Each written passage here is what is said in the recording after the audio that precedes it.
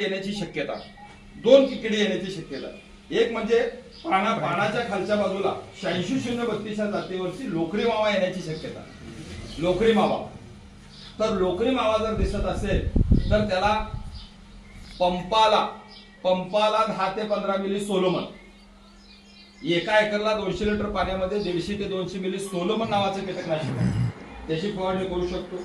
किंवा पंपाला 20 ते 25 ग्रॅम ऍसिफेट नावाचं कीटकनाशक आहे, पंपाला 20 ते 25 ग्रॅम ऍसिफेट नावाचं कीटकनाशक आहे, याची फवारणी करू शकता।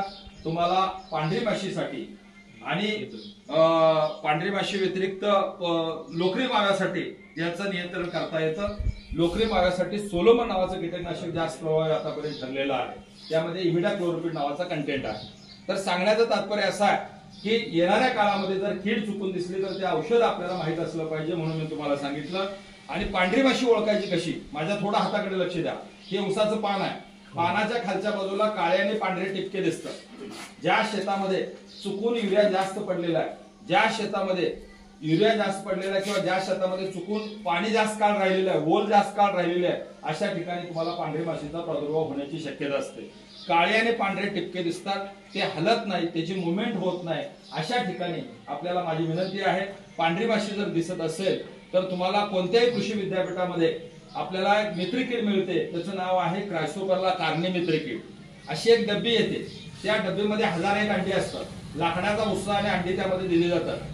लाकडाच्या भुश्यामध्ये अंडी शेप असतात, म्हणून शेप ठेवता येतात, म्हणून लाकडाच्या भुश्यामध्ये ते अंडी मिसळून दिलेले असतात। शेताच्या चारी बाजूनी एक 4-5 फूट आत जायचं, शेताच्या चारी बाजूने 4-5 फूट आत जायचं आणि 6वं-7वं जे पान आहे ते थोडंसं वडायचं।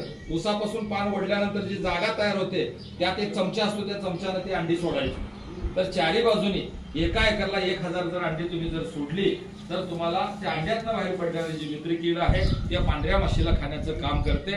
नसेल तर तुम्ही कापसावर जे प्राईड नावाचं कीटकनाशक फवारणी करता ते सुद्धा चालतं। जुन्या काळातलं नोवान नावाचं कीटकनाशक ते सुद्धा चालतं। नोवान असेल तर पंपाला 30 मिली आणि प्राईड असेल तर पंपाला 5 ग्रॅम, या पद्धतीने आपल्याला प्राईड किंवा नोवान याचा सुद्धा वापर आपल्याला पांढऱ्या माशीच्या नियंत्रणासाठी करता येतो। पण सगळ्यात जालिम आणि प्रभावी उपाय कुठला असेल तर क्रायसोपरला कार्ने मित्रकीडीची अंडी सोडणे।